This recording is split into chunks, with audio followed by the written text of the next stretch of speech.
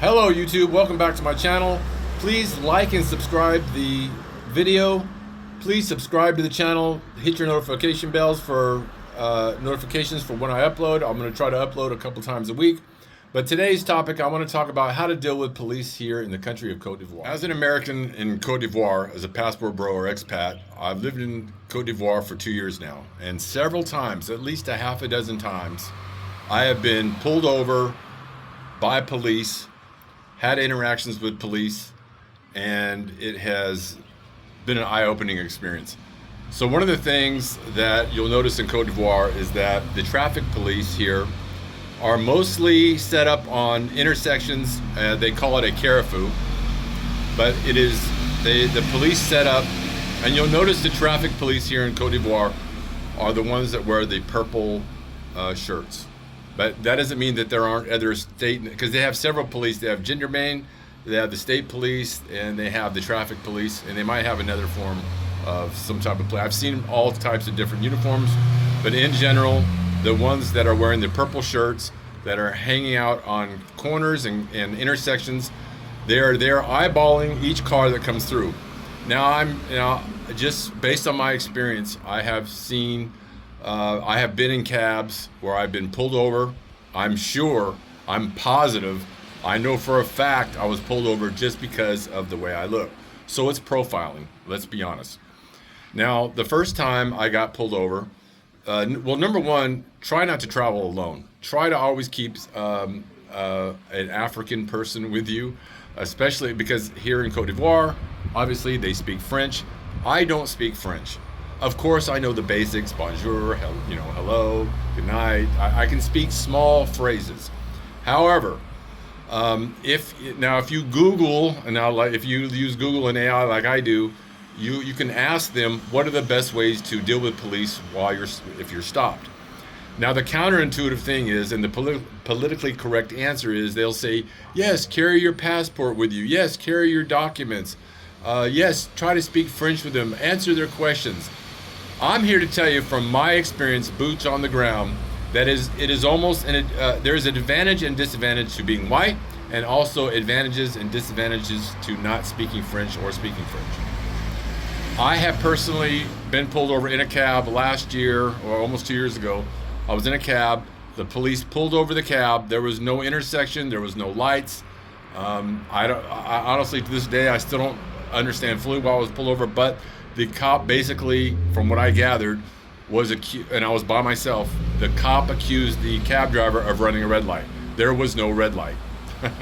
Now, number one, I made the mistake of carrying my passport and visa with me physically on my person. The cop obviously was asking to see my passport. The cab driver had some broken English, so he did inform me because he wants to see your ID. So I gave him my physical passport, and that made things worse. He had us pull over. He took my passport back a few feet. He was talking with another police officer. All my paperwork was good. And so basically they wanted to fine because I know what they're, now hindsight being 2020 what it is, what they were doing was trying to extort the cab driver in order to have me pay for his fine, because they were going to detain us, and I was on my way someplace that was very important. And normally I would say, do not pay bribes to the police officers. But in my case, because I had to learn the hard way, we were stuck there. I had to be someplace, and I didn't understand the currency at this time, and I ended up giving. I offered. So it's my fault. I offered the police officer what I thought was just a few dollars. It turned out to be $40 in order to let us go, and he immediately handed my passport back, took the money, and we were gone. So that was my first mistake. So I learned the hard way. Now the other times, the other five. I can't exactly remember how many times, but it was at least 4 or 5 other times that I was with other people who were white, who were European. I was with a Belgian guy one time. I've been pulled over a couple times with a French friend of mine, and they pulled us over not because we did anything wrong.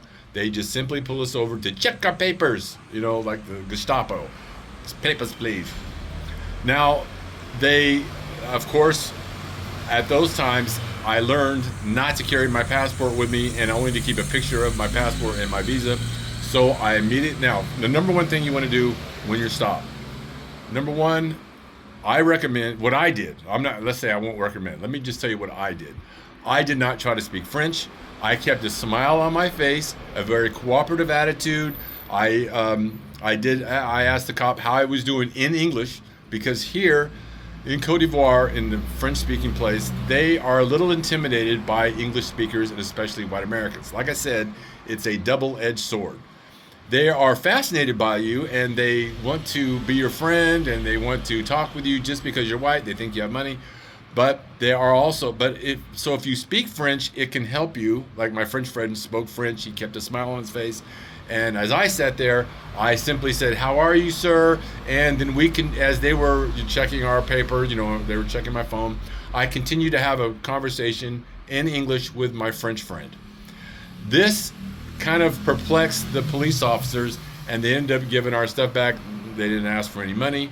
And do not give any money, especially if you haven't done anything wrong, because you're not going to be the biggest. For me, you can look at all the travel warnings, and you can look at all the things that they say happens in these West African countries, but I live in Abidjan, so it's not really a dangerous place. So the number one thing I fear and look out for when I'm out at night with people is I worry about police, because you never know. Because listen,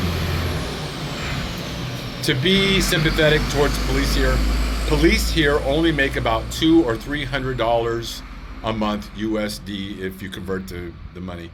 They're not paid very well. So I'm sure, and from what I understand, they make most of their money on bribes. I hate to say that. Maybe somebody from Cote d'Ivoire will disagree with me. And Michelle has people in her family that are police officers. The police officers are generally polite here. They're very nice to me. But you still have to remember that you're not in America. You don't have the rights that you think that you have, like in America. Do not be combative. Cooperate, smile, and try to be as pretend agreeable as you can. That's what I did. So I learned my lesson. So if you don't speak French fluently, do not speak French at all to the police officers. That's what I did. And number two, do not go out alone. I made that mistake already. Don't always keep a French-speaking person with you. And better yet, if you have an Ivorian friend or someone who is, from this country or even from West Africa, that will certainly help you out. And also, do I have to say, don't be out doing anything you're not supposed to do? I don't think there are some few Americans here. I don't think anyone's out. Also don't drive drunk. But that's not something these checkpoints are not checking people for if they're drunk. They're profiling people. I don't know how they profile Ivorian people, but I do know that while I'm driving in the car, I'm going to be profiled. Matter of fact, because at intersections, you'll have people begging you for money. You'll have people come up to your window, and it can be a little off-putting. So always keep your window rolled up. Don't show your phone.